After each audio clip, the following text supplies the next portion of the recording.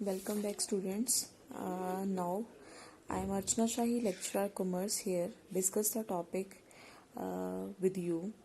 Types of plans. As we have already discussed in the previous video, what are the various types of plans? That first is the standing plans and the single-use plans. Under the standing plans, we have discussed the first topic, that is objectives, its features, importance, and the types of objectives. Now we are going to discuss the policies part. In policies part, we will going to discuss the meaning as well as their features and characteristics, consideration which are important for the policies part, as well as importance and types of the policies. Now, first is the what is the meaning of the policies? Policies are the guidelines to the action. It serves the two purposes.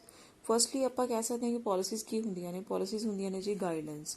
ਜੇ ਆਪਾਂ ਕਹਿ ਸਕਦੇ ਹਾਂ ਕਿ ਜੋ ਵੀ ਅਸੀਂ objectives achieve ਕਰਨੇ ਆ, ਠੀਕ ਹੈ, ਬਿਜ਼ਨਸ ਜੋ ਵੀ ਕਿਸੇ ਨਾ ਕਿਸੇ objective ਲਈ establish ਕੀਤਾ ਜਾਂਦਾ, ਜਿਹੜੇ objectives ਲਈ establish ਕੀਤਾ ਜਾਏਗਾ ਉਹਨਾਂ ਦੇ ਲਈ guidelines ਜਿਹੜੀਆਂ ਹੋਣਗੀਆਂ policies provide ਕਰਨਗੀਆਂ, ਠੀਕ ਹੈ। ਮਤਲਬ ਕੀ ਹੋਇਆ ਕਿ ਜੋ ਅਸੀਂ objectives ਅਚੀਵ ਕਰਨੇ ਆ ਉਹਨਾਂ ਦੇ ਲਈ ਗਾਈਡਲਾਈਨਸ ਜਿਹੜੀਆਂ ਹੋਣਗੀਆਂ ਕੌਣ ਪ੍ਰੋਵਾਈਡ ਕਰੇਗਾ ਆਪਾਂ ਨੂੰ? ਪਾਲਿਸੀਜ਼ ਪ੍ਰੋਵਾਈਡ ਕਰਨਗੇ। ਇਹ ਸਾਡੇ ਦੋ ਪਰਪਸਿਸ ਨੂੰ ਪੂਰਾ ਕਰਦੀਆਂ ਨੇ। ਸਭ ਤੋਂ ਪਹਿਲਾਂ ਆਪਾਂ ਕਹਾਂਗੇ ਕਿ ਸਾਡੇ objectives ਨੂੰ ਪੂਰਾ ਕਰਨ 'ਚ ਹੈਲਪਫੁਲ ਹੋਣਗੀਆਂ। ਸੈਕਿੰਡ ਆ ਜਾਂਦਾ ਕਿ ਐਗਜ਼ੈਕਟਿਵਸ ਨੂੰ ਡਿਸੀਜ਼ਨ ਮੇਕਿੰਗ ਵਾਸਤੇ ਗਾਈਡ ਕਰਦੀਆਂ ਨੇ, ਠੀਕ ਹੈ ਜੀ। ਪਾਲਿਸੀਜ਼ ਜਿਹੜੀਆਂ ਹੋਣਗੀਆਂ ਇਸ ਤਰ੍ਹਾਂ ਦਾ ਫਰੇਮਵਰਕ ਮਤਲਬ ਸਟਰਕਚਰ ਪ੍ਰੋਵਾਈਡ ਕਰਦੀਆਂ ਨੇ ਜਿਸ ਸਟਰਕਚਰ ਦੇ ਅੰਡਰ ਰਹਿ ਕੇ ਜਿਹੜੇ ਐਗਜ਼ੈਕਟਿਵਸ ਹੋਣਗੇ ਆਪਣੇ ਡਿਸੀਜ਼ਨਸ ਜਿਹੜੇ ਹੋਣਗੇ ਟੇਕ ਓਵਰ ਕਰਨੇ, ਠੀਕ ਹੈ ਜੀ। ਇਸ ਤੋਂ ਇਲਾਵਾ ਆਪਾਂ ਇਹ ਵੀ ਕਹਿ ਸਕਦੇ ਹਾਂ ਕਿ ਜਿਹੜੀ ਪਾਲਿਸੀਜ਼ ਹੁੰਦੀਆਂ ਨੇ ਉਹਨਾਂ ਦਾ ਜਿਹੜਾ ਸਕੋਪ ਹੁੰਦਾ ਕਾਫੀ ਵਾਈਡ ਹੁੰਦਾ। ਐਂਡ ਇੱਕ ਗੱਲ ਹੋਰ ਵੀ ਧਿਆਨ 'ਚ ਰੱਖਣੀ ਕਿ ਜਿਹੜੇ ਐਗਜ਼ੈਕਟਿਵਸ ਹੋਣਗੇ ਹਾਇਰ ਲੈਵਲ ਅਥਾਰਟੀਜ਼ ਹੋਣਗੀਆਂ, he or she should have to honour the policies not to violate it. ਉਹਨਾਂ ਨੂੰ ਰਿਸਪੈਕਟਫੁਲੀ ਅਸੈਪਟ ਕਰਨਾ ਚਾਹੀਦਾ, ਅਡੋਪਟ ਕਰਨਾ ਚਾਹੀਦਾ, ਨਾ ਹੀ ਉਹਨਾਂ ਨੂੰ ਵਾਇਲੇਟ। ਮਤਲਬ ਇਹ ਨਹੀਂ ਹੈਗਾ ਕਿ ਤੁਸੀਂ ਪਾਲਿਸੀਜ਼ ਬਣਾਤੀਆਂ, ਤੁਹਾਡਾ ਸਟਰਕਚਰ ਲਿਮਟ ਤੁਹਾਨੂੰ ਪਤਾ ਏਰੀਆ ਕੀ ਹੈ, ਤੁਸੀਂ ਨੇ ਕਿਸ ਲਿਮਟ 'ਚ ਰਹਿ ਕੇ ਡਿਸੀਜ਼ਨ ਮੇਕਿੰਗ ਕਰਨੀ ਹੈ, ਤਾਂ ਤੁਸੀਂ ਉਹਨਾਂ ਨੂੰ ਰਿਸਪੈਕਟਫੁਲੀ ਫੋਲੋ ਕਰੋਗੇ, ਠੀਕ ਹੈ। ਇਹ ਨਹੀਂ ਹੈਗਾ ਕਿ ਤੁਸੀਂ ਉਹਨਾਂ ਨੂੰ ਫੋਲੋ ਨਹੀਂ ਕਰੋਗੇ। ਅਗਰ ਤੁਸੀਂ ਫਰੇਮਵਰਕ ਡਿਸਾਈਡ ਕੀਤਾ then you should have to follow these guidelines to achieve the objectives as well. A policy is devised to guide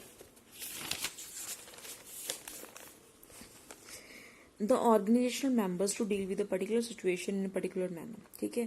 ਮਤਲਬ ਕੀ ਹੁੰਦਾ ਹੈ ਕਿ ਜਿਹੜੇ ਪਾਲਿਸੀਜ਼ ਹੋਣਗੇ ਗਾਈਡਲਾਈਨਸ ਤਾਂ ਪ੍ਰੋਵਾਈਡ ਕਰਦੀਆਂ ਨੇ। ਕਿਸ ਤਰ੍ਹਾਂ ਦੀ ਗਾਈਡਲਾਈਨ ਪ੍ਰੋਵਾਈਡ ਕਰਦੀਆਂ ਨੇ ਉਹ ਆਪਾਂ ਨੂੰ ਕਿ ਕਿਸੇ ਨਾ ਕਿਸੇ ਪਰਟੀਕੂਲਰ ਸਿਚੁਏਸ਼ਨ ਦੇ ਵਿੱਚ ਕੋਈ ਇਸ ਤਰ੍ਹਾਂ ਦੀ ਸਿਚੁਏਸ਼ਨ ਆ ਗਈ, ਠੀਕ ਹੈ, ਜਿਹੜੀ ਸਾਨੂੰ ਹੈਂਡਲ ਕਰਨੀ, ਸਾਨੂੰ ਪ੍ਰੋਬਲਮ ਮਤਲਬ ਫੇਸ ਕਰਨੀ ਡਿਫਿਕਲਟ ਹੈ, ਤਾਂ ਉਸ ਤਰ੍ਹਾਂ ਦੀ ਸਿਚੁਏਸ਼ਨ ਨੂੰ ਫੇਸ ਕਿੱਦਾਂ ਕਰਨਾ ਹੈ? ਇੱਕ ਪਰਟੀਕੂਲਰ ਮੈਨਰ 'ਚ ਰਹਿ ਕੇ, ਸਟਰਕਚਰ 'ਚ ਰਹਿ ਕੇ, ਫਰੇਮਵਰਕ 'ਚ ਰਹਿ ਕੇ, ਠੀਕ ਹੈ। ਤਾਂ ਉਸ ਦੇ ਲਈ ਆਪਾਂ ਨੂੰ ਕੀ ਹੈਲਪਫੁਲ ਹੋਣਗੇ? ਪਾਲਿਸੀਜ਼ ਹੈਲਪਫੁਲ ਹੋਣਗੇ। And it delimits the area within which decisions are to be made, ਠੀਕ ਹੈ। ਏਰੀਆ ਡਿਸਾਈਡ ਕਰ ਦੇਣਗੇ ਜਿਹਦੇ ਵਿੱਚ ਅਸੀਂ ਜਿਹੜੇ ਫੈਸਲੇ ਨੇ ਲੈ ਸਕਦੇ ਹਾਂ ਅਸੀਂ। ਉਸ ਤੋਂ ਬਾਅਦ ਆ ਜਾਂਦਾ ਜੀ ਆਪਾਂ ਡੈਫੀਨੇਸ਼ਨ ਕਰ ਲੈਂਦੇ ਪਾਲਿਸੀਜ਼ ਦੀ। ਜਾਰਜ ਆਰ ਟੈਰੀ ਦੇ ਅਕੋਰਡਿੰਗ ਪਾਲਿਸੀਜ਼ ਅ ਵਰਬਲ, ਰਿਟਨ ਔਰ employed overall guide setting up boundaries that supply the general limits as well as direction in which the managerial action take place. ਇਸ ਦਾ ਮਤਲਬ ਕੀ ਹੁੰਦਾ ਕਿ ਪਾਲਿਸੀ ਵਰਬਲ ਵੀ ਹੋ ਸਕਦੀ ਹੈ, ਔਰਲੀ ਵੀ ਆਪਾਂ ਪਾਲਿਸੀ ਡਿਸਾਈਡ ਕਰ ਸਕਦੇ ਹਾਂ, ਐਂਡ ਅੱਗੇ ਫਰਦਰ ਕਮਿਊਨੀਕੇਟ ਕਰ ਸਕਦੇ ਹਾਂ ਆਪਣੇ ਇੰਪਲੋਈਜ਼ ਨੂੰ। ਰਿਟਨ ਵੀ ਹੋ ਸਕਦੀ ਹੈ, ਇੰਪਲਾਈਡ ਵੀ ਹੋ ਸਕਦੀ ਹੈ। ਐਜ਼ ਇਟ ਇਜ਼ ਸਾਨੂੰ ਨਹੀਂ ਪਤਾ ਹੈਗਾ ਕਿ ਸਾਡੀ ਅਕੋਰਡਿੰਗ ਟੂ ਦ ਸਿਚੁਏਸ਼ਨ ਸਾਡੀ ਜਿਹੜੀ ਪਾਲਿਸੀ ਹੋਏਗੀ ਡਿਟਰਮਿਨ ਕੀਤੀ ਜਾ ਸਕਦੀ ਹੈ। ਜਿਵੇਂ ਬਿਜ਼ਨਸ ਸਟੈਬਲਿਸ਼ ਕੀਤਾ ਤਾਂ ਸਾਨੂੰ ਇੰਪਲੋਈਜ਼ ਦੀ ਲੋੜ ਹੈ, ਤਾਂ ਸਿਲੈਕਸ਼ਨ ਕਰਨੀ, ਦਿਸ ਇਜ਼ ਦ ਇੰਪਲੋਇਡ ਪਾਲਿਸੀ। ਮਤਲਬ ਸਾਨੂੰ ਰਿਕੁਆਇਰਮੈਂਟ ਹੈ, ਠੀਕ ਹੈ, ਜਿਹੜੀ ਸਾਡੀ ਰਿਟਨ 'ਚ ਨਾ ਵੀ ਹੋਵੇ ਦੈਨ ਵੀ ਸਾਡੀ ਇੰਪਲਾਈਡ ਹੋਏਗੀ। ਦੈਨ ਨੈਕਸਟ ਆ ਜਾਂਦਾ ਕਿ ਸਾਡੀ ਲਿਮਿਟਸ, ਬਾਉਂਡਰੀਜ਼ ਡਿਸਾਈਡ ਕਰ ਦੇਣਗੇ ਜਿਹਦੇ ਨਾਲ ਸਾਨੂੰ ਕੀ ਹੋਏਗਾ, ਸਾਨੂੰ ਇੱਕ ਪ੍ਰੋਪਰ ਡਾਇਰੈਕਸ਼ਨ ਮਿਲੇਗੀ ਕਿ ਅਸੀਂ ਕਿਹੜੇ ਜਿਹੜੇ ਸਾਡੇ ਗੋਲਸ ਨੂੰ ਕਿੱਦਾਂ ਅਸੀਂ ਅਚੀਵ ਕਰ ਸਕਦੇ ਹਾਂ। ਨੈਕਸਟ ਆ ਜਾਂਦਾ ਜੀ ਕੰਸੀਡਰੇਸ਼ਨ ਕੀ ਹੋਏਗੀ ਪਾਲਿਸੀਜ਼ ਨੂੰ ਅਚੀਵ ਕਰਨ ਦੀ, ਪਾਲਿਸੀ ਫਾਰਮ ਕਰਨ ਦੀ। ਫਸਟ ਆ ਜਾਂਦਾ ਕਿ ਪ੍ਰੋਪਰ ਪਾਰਟੀਸਪੇਸ਼ਨ ਹੋਣੀ ਬਹੁਤ ਜ਼ਰੂਰੀ ਹੈ, ਠੀਕ ਹੈ। ਡਿਫਰੈਂਟ ਲੈਵਲਸ ਜਿਹੜੇ ਹੋਣਗੇ ਮੈਨੇਜਮੈਂਟ ਦੇ, ਜਿੰਨੇ ਵੀ ਪਰਸਨਸ ਹੁੰਦੇ ਨੇ ਉਹਨਾਂ ਦੀ ਮੈਨੇਜਮੈਂਟ ਪਾਰਟੀਸਪੇਸ਼ਨ ਹੋਣੀ ਜ਼ਰੂਰੀ ਹੈ, ਤਾਂ ਹੀ ਉਹ ਪਾਲਿਸੀਜ਼ ਜਿਹੜੀ ਫਾਰਮ ਕਰ ਸਕਦੇ ਨੇ। ਐਂਡ ਜਦੋਂ ਵੀ ਪਾਲਿਸੀਜ਼ ਫਰੇਮ ਕੀਤੇ ਜਾਂਦੀਆਂ ਨੇ ਤਾਂ ਆਰਗੇਨਾਈਜੇਸ਼ਨ ਗੋਲਸ ਨੂੰ ਅਚੀਵ ਕਰਨ ਲਈ ਫਰੇਮ ਕੀਤੇ ਜਾਣਗੀਆਂ। ਪਾਲਿਸੀਜ਼ ਜਿਹੜੀਆਂ ਬੇਸਡ ਹੁੰਦੀਆਂ ਨੇ ਬੇਸਿਕਲੀ ਇੰਟਰਨਲ ਤੇ ਐਕਸਟਰਨਲ ਇਨਵਾਇਰਨਮੈਂਟ ਤੇ ਬੇਸਡ ਹੁੰਦੀਆਂ ਨੇ। Internal environment as we know that it includes the internal management होगी। एक्सटर्नल इन्वायरमेंट ਦੇ ਵਿੱਚ ਕੀ ਆ ਜਾਂਦਾ? गवर्नमेंट पॉलिसीज हो गई, कंपटीशन हो गया, ठीक है, एंड टैक्नोलॉजिकल चेंजेस हो गए, नैचुरल इन्वायरमेंट हो गया ਜਿਹਦੇ ਵਿੱਚ चेंजेस आ रही ने, ठीक है। एंड उस तो बाद आ जाता है कि कंसिस्टेंसी नहीं होनी चाहिए, इनकंसिस्टेंसी नहीं होनी चाहिए, मतलब कंटिन्यूली ਜਿਹੜੀ चेंजेस होनी चाहिए ने पॉलिसीज ਦੇ ਵਿੱਚ ਜਿਵੇਂ ਜਿਵੇਂ चेंजेस आ रही ने। ਨੈਕਸਟ ਆ ਜਾਂਦਾ ਹੈ policy should be properly communicated. Communicate ਮਤਲਬ ਤੁਸੀਂ ਹਰ ਇੱਕ ਲੈਵਲ ਤੇ ਅੱਗੇ ਕਮਿਊਨੀਕੇਟ ਕਰੋਗੇ ਜਿਵੇਂ ਵੀ ਤੁਸੀਂ ਫਰੇਮ ਕਰਦੇ ਹੋ। ਨੈਕਸਟ ਆ ਜਾਂਦਾ ਜੀ ਇਨ ਰਾਈਟਿੰਗ ਹੋਣੀ ਚਾਹੀਦੀਆਂ ਨੇ। ਇਨ ਰਾਈਟਿੰਗ ਜੇ ਅਗਰ ਹੁੰਦੀਆਂ ਨੇ ਤਾਂ ਕਰੈਕਟ ਉਹਨਾਂ ਦੀ ਇੰਪਲੀਮੈਂਟੇਸ਼ਨ ਹੋਣੀ ਵੀ ਪੋਸੀਬਲ ਹੋ ਸਕਦੀ ਹੈ। ਨੈਕਸਟ ਆ ਜਾਂਦਾ ਜੀ ਐਗਜ਼ਾਮਪਲ ਕੀ ਹੋਣਗੀਆਂ, ਜਿਵੇਂ ਅਸੀਂ ਨੇ ਫਸਟ ਐਗਜ਼ਾਮਪਲ ਆ ਜਾਂਦੀ ਹੈ ਕਿ ਅਸੀਂ ਜਿਹੜੀ ਮੈਨੇਜਮੈਂਟ ਟ੍ਰੇਨਿੰਗਸ ਜਿਹੜੇ ਅਪਾਇੰਟ ਕਰਨੇ ਨੇ ਉਹ MBAs ਹੀ ਹੋਣਗੇ, ਠੀਕ ਹੈ। ਇਸ ਦੇ ਰਿਗਾਰਡਿੰਗ ਅਸੀਂ ਪਾਲਿਸੀ ਫਰੇਮ ਕਰ ਲਈ। ਉਸ ਤੋਂ ਬਾਅਦ ਅਸੀਂ ਸੈਕਿੰਡ ਪਾਲਿਸੀ ਫਰੇਮ ਕੀਤੀ ਕਿ ਅਸੀਂ 75% ਜਿਹੜੇ ਪੋਸਟ ਹੋਣਗੀਆਂ ਉਹ ਅਸੀਂ ਐਕਸਟਰਨਲ ਸੋਰਸਿਸ ਤੋਂ ਫਿਲ ਕਰਾਂਗੇ, ਠੀਕ ਹੈ। ਨੈਕਸਟ ਆ ਜਾਂਦਾ ਹੈ ਕਿ ਅਸੀਂ ਇਸ ਤਰ੍ਹਾਂ ਦੀ ਪਾਲਿਸੀ ਫਰੇਮ ਕੀਤੀ ਕਿ ਅਸੀਂ ਕਿਸੇ ਨਾ ਕਿਸੇ ਪਰਟੀਕੂਲਰ ਕੰਟਰੀ ਤੋਂ ਹੀ ਰॉ ਮਟੀਰੀਅਲ ਜਿਹੜਾ ਹੋਊਗਾ ਪ੍ਰੋਕਿਓਰ ਕਰਾਂਗੇ, ਮੰਗਵਾਵਾਂਗੇ। These are the policies examples ਨੇ ਜਿਹੜੀਆਂ ਆਪਾਂ ਐਜ਼ ਅ ਪਾਲਿਸੀ ਲੈ ਸਕਦੇ ਹਾਂ। ਨੈਕਸਟ ਆ ਜਾਂਦਾ ਹੈ characteristics and objectives of the policies. Characteristics ਦਾ ਫਸਟ ਹੀ ਇਹੀ ਆ ਜਾਏਗਾ ਕਿ ਪਾਲਿਸੀਜ਼ ਕਿਉਂ ਬਣਾਈ ਜਾਂਦੀਆਂ ਨੇ, ਆਬਜੈਕਟਿਵਸ ਨੂੰ ਅਚੀਵ ਕਰਨ ਦੇ ਲਈ ਬਣਾਈ ਜਾਂਦੀਆਂ ਨੇ। ਐਂਡ ਇਸ ਦੇ ਵਿੱਚ ਕੀ ਹੁੰਦਾ ਹੈ ਕਿ ਸਕੋਪ ਡਿਸਾਈਡ ਕੀਤਾ ਜਾਂਦਾ ਹੈ, ਏਰੀਆ ਡਿਸਾਈਡ ਕੀਤਾ ਜਾਂਦਾ ਹੈ ਕਿ ਐਗਜ਼ੈਕਟਿਵਸ ਨੇ ਕਿਸ ਏਰੀਆ ਵਿੱਚ ਰਹਿ ਕੇ ਆਪਰੇਟ ਕਰਨਾ ਹੁੰਦਾ, ਠੀਕ ਹੈ। ਆਪਾਂ ਨੂੰ ਗਾਈਡਲਾਈਨਸ ਦੇ ਦੇਣਗੇ, ਲਿਮਿਟਸ ਕਰ ਦੇਣਗੀਆਂ, ਡੀਲਿਮਿਟ ਕਰ ਦੇਣਗੇ ਆਪਣੇ ਏਰੀਆ ਨੂੰ ਜਿਹਦੇ ਵਿੱਚ ਰਹਿ ਕੇ ਉਹ ਆਪਣੀ ਅੱਗੇ ਫਰਦਰ ਐਕਸ਼ਨ ਲੈ ਸਕਦੇ। ਨੈਕਸਟ ਆ ਜਾਂਦਾ ਹੈ ਕੰਸਿਸਟੈਂਸੀ ਆਉਂਦੀ ਹੈ ਜੀ ਆਪਰੇਸ਼ਨਸ ਦੇ ਵਿੱਚ ਐਂਡ ਡਿਸੀਜਨ ਮੇਕਿੰਗ ਦੇ ਵਿੱਚ। ਇਹ ਨਹੀਂ ਹੁੰਦਾ ਕਿ ਪਾਲਿਸੀਜ਼ ਜਿਹੜੀਆਂ ਹੋਣਗੀਆਂ ਸਾਨੂੰ ਮਤਲਬ ਡਿਲੇ ਕਰ ਦੇਣਗੀਆਂ ਸਾਡੇ ਵਰਕ ਨੂੰ। ਅਗਰ ਪਾਲਿਸੀਜ਼ ਫਰੇਮ ਕੀਤੀਆਂ ਹੁੰਦੀਆਂ ਨੇ ਤਾਂ ਸਾਡੀ ਜਿਹੜਾ ਵਰਕ ਹੁੰਦਾ ਹੈ without any wastage of time ਚੱਲਦਾ ਰਹਿੰਦਾ ਹੈ। ਨੈਕਸਟ ਆ ਜਾਂਦਾ ਹੈ policies are frame to be implemented and these are framed in the light of the available resources. ਇਸ ਦਾ ਮਤਲਬ ਕੀ ਹੁੰਦਾ ਕਿ ਪਾਲਿਸੀਜ਼ ਜਿਹੜੀਆਂ ਹੁੰਦੀਆਂ ਨੇ ਇੰਪਲੀਮੈਂਟੇਸ਼ਨ ਵਾਸਤੇ ਬਣਾਈਆਂ ਜਾਂਦੀਆਂ ਨੇ ਐਂਡ ਹਮੇਸ਼ਾ ਧਿਆਨ 'ਚ ਰੱਖਣਾ ਕਿ ਜਦੋਂ ਪਾਲਿਸੀਜ਼ ਬਣਾਈਆਂ ਜਾਣਗੀਆਂ ਤਾਂ ਜਿੰਨੇ ਵੀ ਸਾਡੇ ਕੋਲ ਰਿਸੋਰਸਿਸ ਅਵੇਲੇਬਲ ਨੇ ਉਹਨਾਂ ਨੂੰ ਹਮੇਸ਼ਾ ਅਸੀਂ ਆਪਣੇ ਧਿਆਨ 'ਚ ਰੱਖਾਂਗੇ। ਰਿਸੋਰਸਿਸ ਕੀ ਹੁੰਦੇ ਨੇ ਸਾਡੇ, ਜਿਵੇਂ ਕੈਸ਼ ਹੋ ਗਿਆ, ਰॉ ਮਟੀਰੀਅਲ ਹੋ ਗਏ, ਲੇਬਰ ਹੋ ਗਈ, ਮੈਨ, ਠੀਕ ਹੈ। These are the available resources which are available in the business. Next ਆ ਜਾਂਦਾ ਹੈ policies are in the writing covering all the aspects so as to avoid the miss interpretation.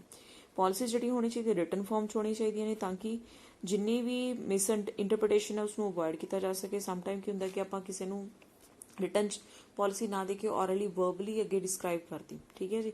ਤਾਂ ਸਮ ਟਾਈਮ ਕੀ ਹੁੰਦਾ ਕਿ ਪਾਲਿਸੀਜ਼ ਦੇ regarding ਅਗਰ clear ਨਾ ਹੋਇਆ ਤਾਂ ਮਿਸ ਇੰਟਰਪ੍ਰੀਟੇਸ਼ਨ, ਮਿਸ ਅੰਡਰਸਟੈਂਡਿੰਗ ਜਿਹੜੀ ਹੁੰਦੀ ਹੈ ਕ੍ਰੀਏਟ ਕਰ ਸਕਦੀ ਹੈ ਕੋਈ ਨਾ ਕੋਈ ਪ੍ਰੋਬਲਮ ਜੋ ਸਾਡੇ ਆਰਗੇਨਾਈਜੇਸ਼ਨ ਦੇ ਆਬਜੈਕਟਿਵਸ ਨੂੰ ਅਚੀਵ ਕਰਨ ਦੇ ਵਿੱਚ ਹੈਲਪਫੁਲ ਨਹੀਂ ਹੋਏਗੀ। ਨੈਕਸਟ ਆ ਜਾਂਦਾ ਜੀ ਟਾਈਪਸ ਆਫ ਪਾਲਿਸੀਜ਼। ਫਸਟ ਆ ਜਾਂਦੀ ਓਰੀਜੀਨੇਟਡ ਪਾਲਿਸੀਜ਼। ਓਰੀਜੀਨੇਟਡ ਪਾਲਿਸੀਜ਼ ਕਿਹੜੀਆਂ ਹੁੰਦੀਆਂ ਨੇ, ਜਿਹੜੀਆਂ ਆਪਾਂ ਕਹਾਂਗੇ ਕਿ ਕੋਈ ਵੀ ਇਸ ਤਰ੍ਹਾਂ ਦੀ ਪਾਲਿਸੀ ਜਿਹੜੀ ਮੈਨੇਜਮੈਂਟ ਦੁਆਰਾ ਫਾਰਮੂਲੇਟ ਕੀਤੀਆਂ ਜਾਂਦੀਆਂ ਨੇ, ਠੀਕ ਹੈ। ਐਂਡ ਫਾਰਮੂਲੇਟ ਕਰਨ ਦਾ ਮੇਨ ਰੀਜ਼ਨ ਕੀ ਹੁੰਦਾ ਹੈ ਕਿ ਲੋਅਰ ਲੈਵਲ ਜਿਹੜੇ ਪਰਸਨਸ ਨੇ ਆਪਣੇ ਲੈਵਲ ਤੇ ਡਿਸੀਜਨ ਮੇਕਿੰਗ ਕਰ ਸਕਣ, ਠੀਕ ਹੈ ਜੀ। ਐਂਡ ਜਿਹੜੀ ਮੈਨੇਜਮੈਂਟ ਹੋਏਗੀ ਪਾਲਿਸੀਜ਼ ਬਣਾ ਦੇਗੀ, ਠੀਕ ਹੈ। ਅੱਗੇ ਫਰਦਰ ਉਹਨਾਂ ਨੂੰ ਫਾਰਮੂਲੇਟ ਕਿਸ ਪਰਪਸ ਲਈ ਕਰੇਗੀ, ਜਿਹੜੇ ਲੋਅਰ ਲੈਵਲ ਦੇ ਪਰਸਨਸ ਨੇ ਉਹਨਾਂ ਨੂੰ ਅੱਗੇ ਫਰਦਰ ਡਿਸਕ੍ਰਾਈਬ ਕਰ ਦੇਗੀ these are the policies and these should have to be implemented and for the purpose of the organizational objectives, ਠੀਕ ਹੈ ਜੀ। ਤਾਂ ਲੋਅਰ ਲੈਵਲ ਦੇ ਇੰਪਲੋਈਜ਼ ਜਿਹੜੇ ਹੋਣਗੇ ਕੀ ਕਰਨਗੇ, ਉਹਨਾਂ ਨੂੰ ਐਜ਼ ਇਟ ਇਜ਼ ਫੋਲੋ ਕਰਨਗੇ। ਨੈਕਸਟ ਆ ਜਾਂਦਾ ਕਿ ਰਿਟਨ ਫਾਰਮ 'ਚ ਹੁੰਦੀਆਂ ਨੇ, ਠੀਕ ਹੈ। ਜਿਵੇਂ ਪਾਲਿਸੀ ਮੈਨੂਅਲ ਹੋ ਗਿਆ, ਕੰਪਨੀ ਨੇ ਐਗਜ਼ਾਮਪਲ ਦਿੱਤੀ ਹੋਈ, company may follow the policy of hiring only trained engineers. ਇਹਦੀ ਐਗਜ਼ਾਮਪਲ ਹੈ ਕਿ ਕੰਪਨੀ ਨੇ ਇੱਕ ਪਾਲਿਸੀ ਅਡਾਪਟ ਕੀਤੀ ਕਿ ਉਹ ਸਿਰਫ ਟ੍ਰੇਨਡ ਇੰਜੀਨੀਅਰਸ ਨੂੰ ਹੀ ਕੀ ਕਰਨਗੇ ਅੱਗੇ ਫਰਦਰ ਹਾਇਰ ਕਰਨਗੇ, ਠੀਕ ਹੈ, ਫਰੈਸ਼ਰਸ ਨੂੰ ਨਹੀਂ ਹਾਇਰ ਕਰਨਗੇ। ਐਂਡ ਉਸ ਤੋਂ ਬਾਅਦ ਐਗਜ਼ਾਮਪਲ ਇਹਦੀ ਹੋਰ ਵੀ ਦਿੱਤੀ ਹੋਈ ਹੈ ਕਿਸ ਤਰ੍ਹਾਂ ਦੀ ਪਾਲਿਸੀ ਹੋ ਸਕਦੀ ਹੈ, ਜਿਵੇਂ ਪਰਸਨਲ ਪਾਲਿਸੀਜ਼ ਹੋ ਸਕਦੀਆਂ ਨੇ, ਫਾਈਨੈਂਸ਼ੀਅਲ ਪਾਲਿਸੀਜ਼ ਹੋ ਸਕਦੀਆਂ ਨੇ, ਮਾਰਕੀਟਿੰਗ ਪਾਲਿਸੀਜ਼ ਵੀ ਹੋ ਸਕਦੀਆਂ ਨੇ। ਨੈਕਸਟ ਆ ਜਾਂਦਾ ਜੀ ਅਪੀਲਡ ਪਾਲਿਸੀਜ਼ ਕਿਹੜੀਆਂ ਹੁੰਦੀਆਂ ਨੇ। ਅਪੀਲਡ ਪਾਲਿਸੀਜ਼ ਉਹ ਹੁੰਦੀਆਂ ਨੇ ਜਿਹਦੇ ਵਿੱਚ ਕੀ ਹੁੰਦਾ ਕਿ ਕਿਸੇ ਨਾ ਕਿਸੇ ਸਬਆਰਡੀਨੇਟਸ ਦੁਆਰਾ, ਠੀਕ ਹੈ, ਰਿਕੁਐਸਟ ਕੀਤੀ ਜਾਂਦੀ ਹੈ ਜਾਂ ਅਪੀਲ ਕੀਤੀ ਜਾਂਦੀ ਹੈ ਇਹਨਾਂ ਪਾਲਿਸੀਜ਼ ਨੂੰ ਫਾਰਮੂਲੇਟ ਕਰਨ ਦੀ, ਠੀਕ ਹੈ। ਇਹ ਇਸ ਤਰ੍ਹਾਂ ਦੀ ਐਗਜ਼ਾਮਪਲ ਆਪਾਂ ਕਹਿ ਸਕਦੇ ਹਾਂ ਕਿ example company may give the preference to the relatives of the employees while recruiting any new staff member. ਮਤਲਬ ਕੀ ਹੁੰਦਾ ਕਿ ਕਿਸੇ ਨਾ ਕਿਸੇ ਸਬਆਰਡੀਨੇਟ ਨੇ, ਕਿਸੇ ਨਾ ਕਿਸੇ ਸਟਾਫ ਮੈਂਬਰ ਨੇ ਕੀ ਕੀਤਾ, ਅਪੀਲ ਕੀਤਾ ਕਿ ਸਾਡੇ ਜਿਹੜੇ ਇੰਪਲੋਈਜ਼ ਦੇ ਸਟਾਫ ਮੈਂਬਰਸ ਨੇ, ਰਿਲੇਟਿਵਸ ਨੇ, ਉਹਨਾਂ ਨੂੰ ਹਾਇਰ ਕੀਤਾ ਜਾਵੇ, ਤਾਂ that is known as the appealed policy. Example ਦਿੱਤੀ ਹੋਈ ਹੈ ਆਪਾਂ ਨੂੰ। ਨੈਕਸਟ ਆ ਜਾਂਦਾ ਇੰਪੋਜ਼ਡ ਪਾਲਿਸੀਜ਼। ਇੰਪੋਜ਼ਡ ਪਾਲਿਸੀਜ਼ ਕਿਹੜੀਆਂ ਹੁੰਦੀਆਂ ਨੇ, an organisation may be compelled to adapt a policy due to the outside forces like the trade associations ਹੋ ਗਏ, ਟ੍ਰੇਡ ਯੂਨੀਅਨਸ ਹੋ ਗਏ, ਗਵਰਨਮੈਂਟ ਹੋ ਗਈ। ਇੰਪੋਜ਼ਡ ਪਾਲਿਸੀਜ਼ ਉਹ ਹੁੰਦੀਆਂ ਨੇ ਜਿਹੜੀਆਂ ਕਿਸੇ ਨਾ ਕਿਸੇ ਫੋਰਸਿਸ ਦੁਆਰਾ ਕੰਪੈਲ ਕਰੇ ਤੇ ਬਣਾਈਆਂ ਜਾਂਦੀਆਂ ਨੇ। ਲਾਈਕ ਟ੍ਰੇਡ ਐਸੋਸੀਏਸ਼ਨਸ ਨੇ ਕੋਈ ਫੋਰਸ ਕੀਤਾ, ਆਊਟਸਾਈਡ ਫੋਰਸਿਸ ਨੇ ਫੋਰਸ ਕੀਤਾ ਆਪਣੀ ਆਰਗੇਨਾਈਜੇਸ਼ਨ ਨੂੰ ਕੋਈ ਨਾ ਕੋਈ ਪੋਲਿਸੀ ਫਰੇਮ ਕਰਨ ਦੇ ਲਈ, ਠੀਕ ਹੈ। ਇਸ ਦੇ ਵਿੱਚ ਕੀ ਹੁੰਦਾ ਕਿ ਕੰਪਨੀ ਮੇ ਐਗਜ਼ਾਮਪਲ ਦਿੱਤੀ ਹੋਈ, company may have to give the preference to the local people in the employment. ਇਹਦੀ ਐਗਜ਼ਾਮਪਲ ਆਪਾਂ ਇਹ ਵੀ ਲੈ ਸਕਦੇ ਹਾਂ ਕਿ ਗਵਰਨਮੈਂਟ, ਜਿਵੇਂ ਪੰਜਾਬ ਗਵਰਨਮੈਂਟ ਹੈ, ਠੀਕ ਹੈ, ਜਦੋਂ ਪੰਜਾਬ ਗਵਰਨਮੈਂਟ ਦੀ ਕੋਈ ਪੋਸਟਾਂ ਨਿਕਲਦੀਆਂ ਨੇ, ਠੀਕ ਹੈ, ਐਂਡ ਰਿਕਰੂਟਮੈਂਟ ਕੀਤੀ ਜਾਂਦੀ ਹੈ, ਤਾਂ ਕੀ ਹੁੰਦਾ ਉਹਦੇ ਵਿੱਚ ਮੋਸਟਲੀ ਪ੍ਰੈਫਰ ਕੀਤਾ ਜਾਂਦਾ ਹੈ ਕਿ ਪੰਜਾਬੀ ਕੰਪਲਸਰੀ ਹੈ ਸਟੂਡੈਂਟਸ ਦੇ ਲਈ। ਜਾਂ ਆਪਾਂ ਕਹਾਂਗੇ ਕਿ ਜਿਹੜੇ ਵੀ ਰਿਕਰੂਟਮੈਂਟ ਪਰਸਨਸ ਹੋਣਗੇ, ਅੱਗੇ ਫਰਦਰ ਅਪਲਾਈ ਕਰਦੇ ਨੇ, ਤਾਂ ਉਹਨਾਂ ਦੇ ਲਈ ਪੰਜਾਬੀ ਸਬਜੈਕਟ ਪੜ੍ਹਿਆ ਹੋਣਾ 10th ਤੱਕ ਕੰਪਲਸਰੀ। ਇਹਦਾ ਮਤਲਬ ਕੀ ਹੈ ਕਿ ਲੋਕਲ ਪੀਪਲ ਨੂੰ ਪ੍ਰੈਫਰ ਕਰ ਰਹੇ ਨੇ, ਪੰਜਾਬ ਦੇ ਹੀ ਲੋਕਾਂ ਨੂੰ ਪ੍ਰੈਫਰ ਕੀਤਾ ਜਾ ਰਿਹਾ, ਠੀਕ ਹੈ ਜੀ। ਅਗਰ ਕਿਸੇ ਨੇ ਪੰਜਾਬ ਗਵਰਨਮੈਂਟ ਦੀ ਜੌਬ ਦੇ ਲਈ ਅਪਲਾਈ ਕਰਨਾ, ਠੀਕ ਹੈ, ਪੰਜਾਬ ਦੇ ਵਿੱਚ ਰਹਿ ਕੇ ਅਪਲਾਈ ਕਰਨਾ, ਤੇ ਇਹਦਾ ਮਤਲਬ ਕੀ ਹੈ ਕਿ ਉਹਨਾਂ ਨੂੰ ਪੰਜਾਬੀ ਪ੍ਰੈਫਰ ਕਰਨੀ ਪਏਗੀ, ਠੀਕ ਹੈ ਜੀ। ਤਾਂ ਕੀ ਹੈ ਕਿ ਟ੍ਰੇਡ ਐਸੋਸੀਏਸ਼ਨਸ ਦੁਆਰਾ, ਟ੍ਰੇਡ ਯੂਨੀਅਨਸ ਦੁਆਰਾ, ਗਵਰਨਮੈਂਟ ਦੁਆਰਾ ਕੀ ਕੀਤਾ ਜਾ ਰਿਹਾ ਹੈ, ਆਊਟਸਾਈਡ ਫੋਰਸਿਸ ਦੁਆਰਾ ਕੰਪੈਲ ਕੀਤਾ ਜਾ ਰਿਹਾ, that should have to follow the policy. ਤਾਂ ਗਵਰਨਮੈਂਟ ਨੇ ਅਕੋਰਡਿੰਗ ਟੂ ਦਾ ਲੋਕਲ, ਜਿਹੜੇ ਲੋਕਾਂ ਦੇ ਧਿਆਨ 'ਚ ਰੱਖਦੇ ਹੋਏ, ਲੋਕਾਂ ਦੇ ਬੈਨੀਫਿਟਸ ਦੇ ਲਈ, ਠੀਕ ਹੈ ਜੀ, ਕੋਈ ਨਵੀਂ ਪੋਲਿਸੀ ਅਡੋਪਟ ਕਰ ਲਈ। ਨੈਕਸਟ ਹੈ ਜੀ ਇੰਪਲਾਈਡ ਪੋਲਿਸੀਜ਼। ਇੰਪਲਾਈਡ ਪੋਲਿਸੀਜ਼ ਇਸ ਤਰ੍ਹਾਂ ਦੀ ਹੁੰਦੀਆਂ ਨੇ ਜਿਹੜੀਆਂ ਆਪਣੇ ਲੈਵਲ 'ਤੇ ਆਪ ਪੋਲਿਸੀਜ਼ ਫਰੇਮ ਕੀਤੀਆਂ ਜਾਂਦੀਆਂ ਨੇ, ਜਿਨ੍ਹਾਂ ਨੂੰ ਰਿਟਨ ਦੇ ਵਿੱਚ ਨਹੀਂ ਬਣਾਇਆ ਜਾਂਦਾ। ਜਿਵੇਂ ਐਗਜ਼ਾਮਪਲ ਹੈ ਇੰਪਲੋਈਜ਼ ਨੂੰ ਸਿਲੈਕਟ ਕਰਨਾ, ਪ੍ਰਮੋਸ਼ਨ ਕਰਨੀ, ਟ੍ਰੇਡ ਟਰਾਂਸਫਰਸ ਕਰਨੀਆਂ, ਪ੍ਰੋਡਕਟ ਦੀ ਕੁਆਲਿਟੀ ਮੈਜਰ ਕਰਨੀ ਜਾਂ ਇੰਪਰੂਵ ਕਰਨੀ, ਕਸਟਮਰ ਸਰਵਿਸਿਜ਼ ਪ੍ਰੋਵਾਈਡ ਕਰਨੀਆਂ, ਸੋਸ਼ਲ ਰਿਸਪੌਂਸਿਬਿਲਿਟੀ ਪੂਰੀ ਕਰਨੀ, ਠੀਕ ਹੈ ਜੀ। ਇਹ ਪੋਲਿਸੀਜ਼ ਕਦੋਂ ਹੋਣਗੀਆਂ? ਐਜ਼ ਇਟ ਇਜ਼ ਜਦੋਂ ਅਸੀਂ ਬਿਜ਼ਨਸ ਸਟੈਬਲਿਸ਼ ਕੀਤਾ ਤਾਂ we have to follow that policies.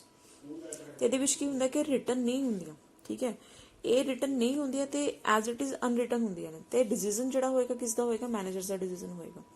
Next ਆ ਜਾਂਦਾ ਰਿਟਨ ਪੋਲਿਸੀਜ਼। ਰਿਟਨ ਪੋਲਿਸੀਜ਼ ਕਿਹੜੀਆਂ ਹੋਣਗੀਆਂ? ਜਿਹੜੀਆਂ ਬੇਸਿਕਲੀ ਕੰਪਨੀ ਦੇ ਰਿਕਾਰਡਸ ਦੇ ਵਿੱਚ ਰਿਟਨ ਹੋਣਗੀਆਂ, ਠੀਕ ਹੈ।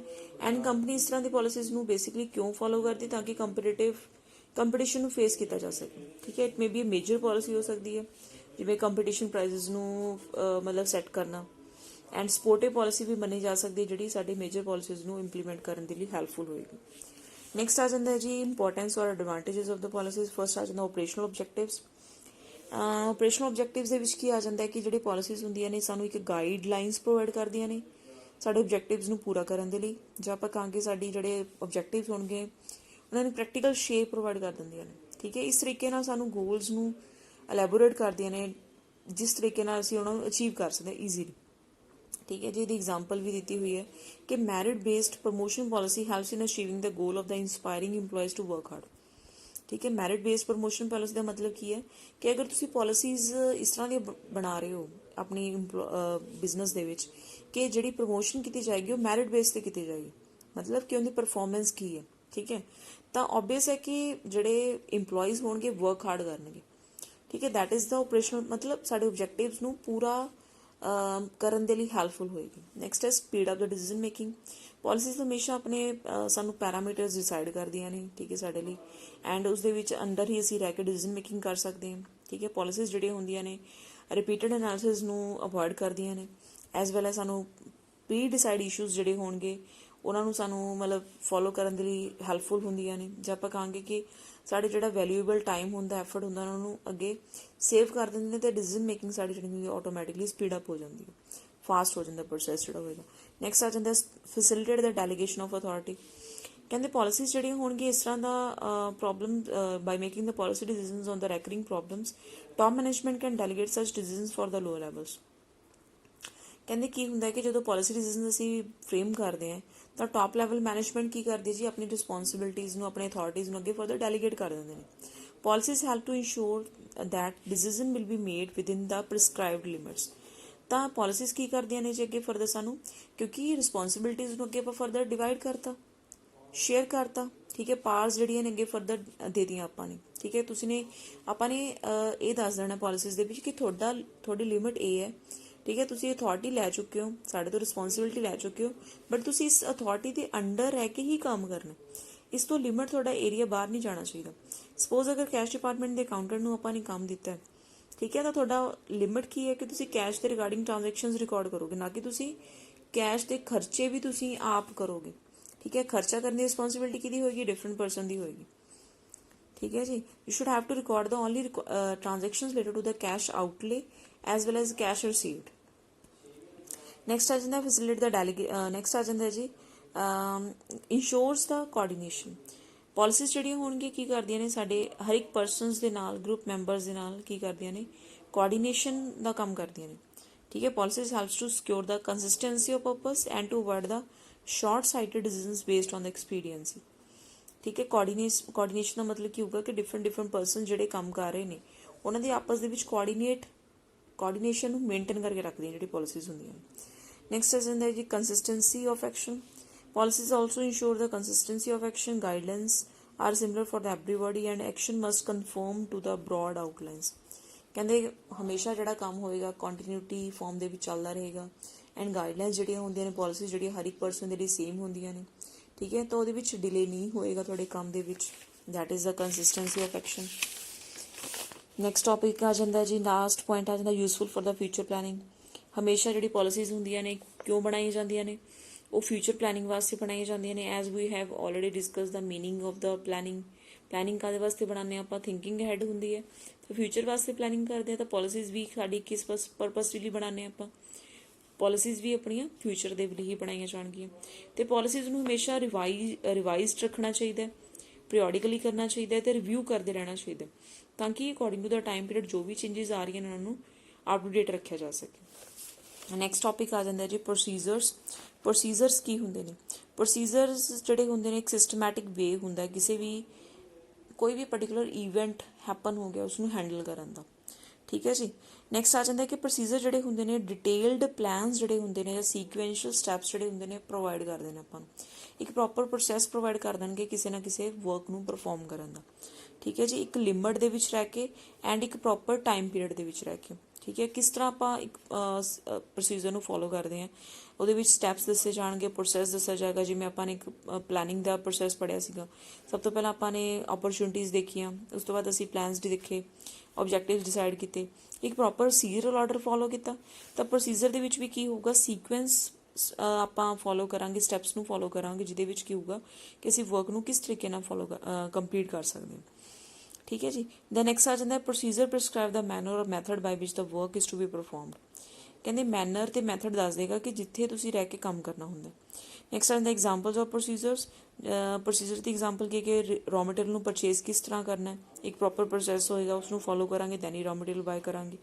ਨੈਕਸਟ ਆ ਜਾਂਦਾ wage payment, incentive, selection of personnel. ਇਹ ਸਾਰੀ ਐਗਜ਼ਾਮਪਲਸ ਨੇ ਜਿਹਦੇ ਵਿੱਚ ਅਸੀਂ ਕੀ ਕਰਦੇ, ਇੱਕ ਪ੍ਰੋਪਰ ਪ੍ਰੋਸੀਜਰ ਫੋਲੋ ਕਰਦੇ, then after that we have to work. Next ਆ ਜਾਂਦਾ ਜੀ ਕਰੈਕਟਰਿਸਟਿਕਸ ਆਫ ਪ੍ਰੋਸੀਜਰ। ਕਰੈਕਟਰਿਸਟਿਕਸ ਦੇ ਵਿੱਚ ਕੀ ਆ ਜਾਂਦਾ ਕਿ ਪ੍ਰੋਸੀਜਰ ਜਿਹੜੇ ਹੁੰਦੇ ਨੇ ਹਮੇਸ਼ਾ ਆਬਜੈਕਟਿਵਸ ਦੇ ਨਾਲ ਕੰਸਿਸਟੈਂਟ ਹੋਣੇ ਚਾਹੀਦੇ ਨੇ।